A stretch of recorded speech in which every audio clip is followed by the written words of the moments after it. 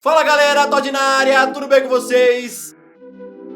Tá começando mais uma edição do Todd News nesta segunda-feira aqui pra gente dar o pontapé inicial na semana, já com as notícias mais tops em relação ao futebol. Mas antes, me dá aquela moral já deixando o like, se inscrevendo no canal, ativa o sininho e aproveita também e me siga lá no Instagram. E mano, dá uma olhada aí, seu... Pá, travei tudo aqui.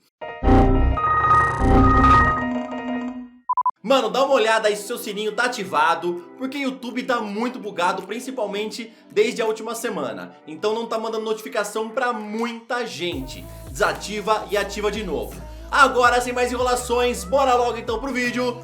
Solta a intro!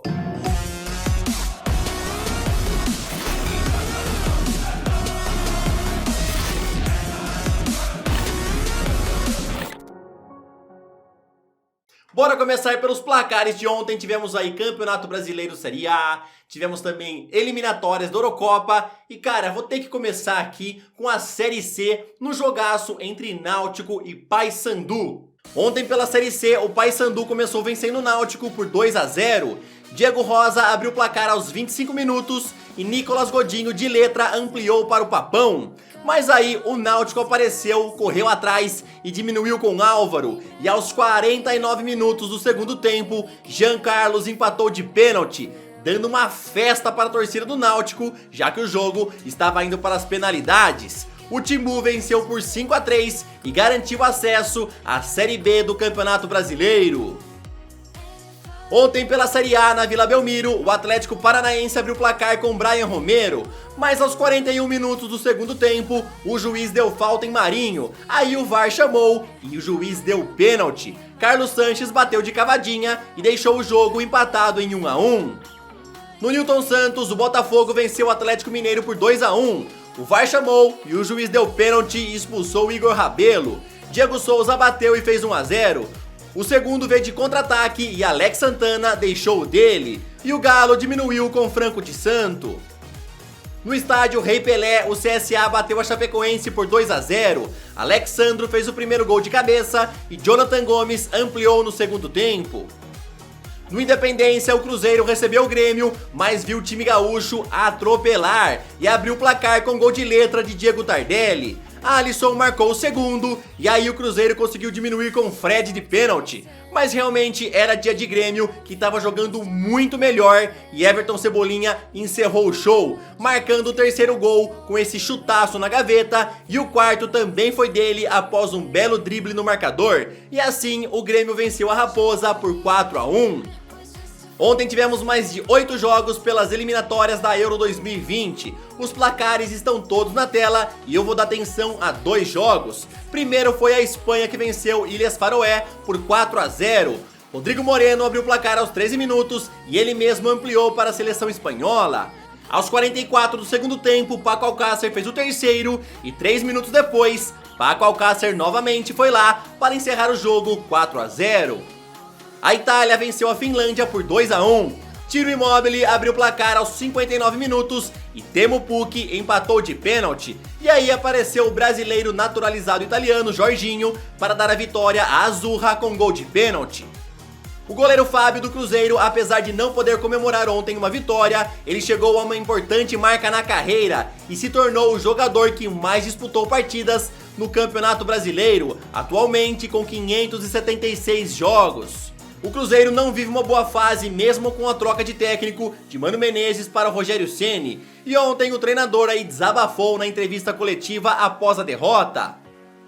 Eu até me sinto envergonhado de vir aqui, para ser sério. Eu preferia não dar entrevista para você, só venho por educação mesmo, cumprir o meu papel. Então, assim, eu já perdi na minha vida muitos jogos, né? Mas existem maneiras e maneiras que você ser derrotado, né? A única coisa que eu digo para você é que se for para continuar no Cruzeiro, nós temos que ser de maneira diferente. Mas a atitude nós vamos ter que mudar, porque senão não faz sentido nem eu ficar aqui e muito menos comparecer após um jogo para dar uma entrevista. Eu não estou falando de interpretação, mas sim de lances com VAR. São vários ângulos, a arbitragem não pode ser irresponsável, é vergonhoso. Fomos garfados aqui e isso é inadmissível, é uma grande vergonha. O toque foi claramente fora da área. disse o diretor do Atlético Paranaense, Paulo André, sobre o pênalti marcado em Marinho. E ele ainda completou falando isso sobre Jorge Sampaoli. Eu estava muito distante, eu não sei exatamente o que aconteceu. Uma coisa que ficou clara, né, e todos os nossos jogadores falaram, e eu não sou misógino, tá? Eu tenho grandes amigos argentinos, nós temos 4 pessoas no clube.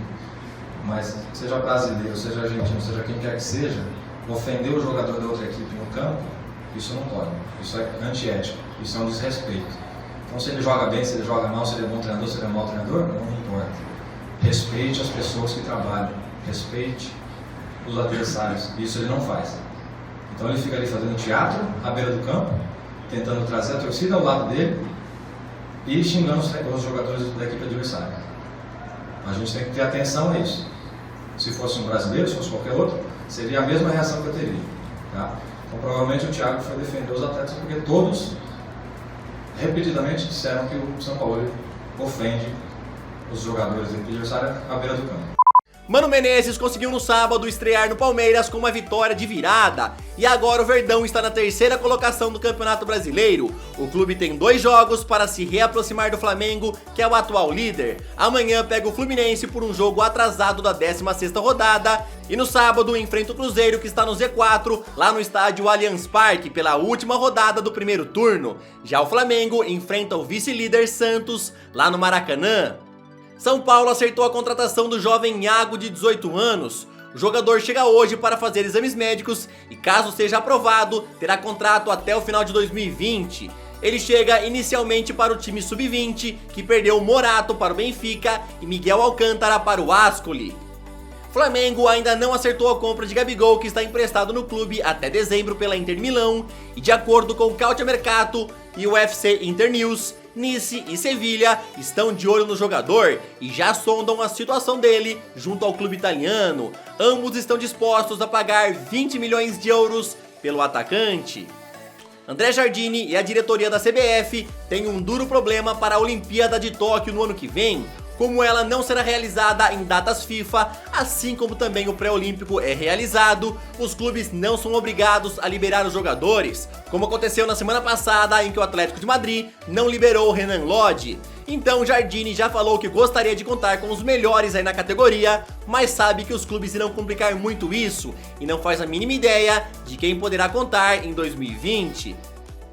Na quarta-feira, o Brasil enfrenta o Peru e o técnico Tite quer uma vitória após o empate com a Colômbia. O treinador deve fazer algumas mudanças no jogo e já começou a ensaiar isso nos treinamentos.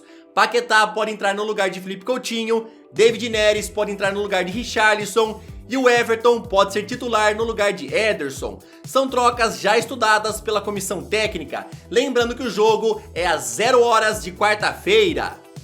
Maradona ainda não comandou o Ginásia no primeiro jogo pela Superliga, mas claramente a sua chegada mexeu com o clube. Já foram mais de 2.200 novos sócios, mais de 1.000 que regularizaram a sua situação com o clube e mais de 1 milhão de pesos arrecadados em camisas 10 com o nome de El Pibe.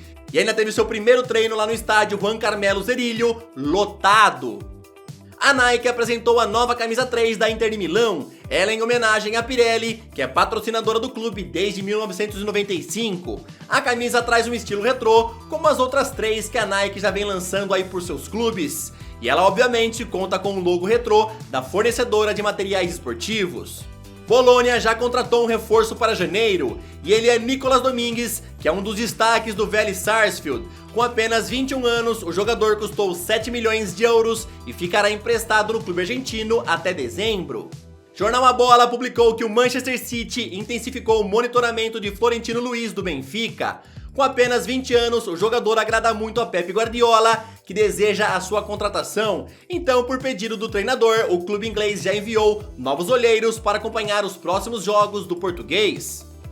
Inter de Milão se reforçou muito bem na última janela e em janeiro já se prepara por Mario Götze do Borussia Dortmund.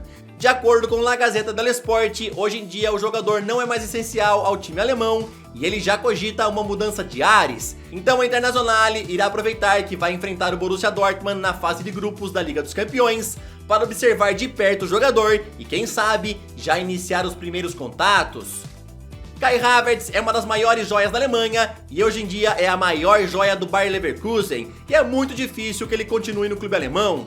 Após Bayern de Munique, Borussia Dortmund e Real Madrid mostrarem interesse, agora quem está de olho é o campeão italiano Juventus. Segundo o Calcio Mercato, Maurizio Sarri quer reforçar o meio-campo em janeiro e já teria pedido a contratação do meio-campista alemão. Então o clube deve enviar olheiros para observá-lo de perto nos próximos jogos.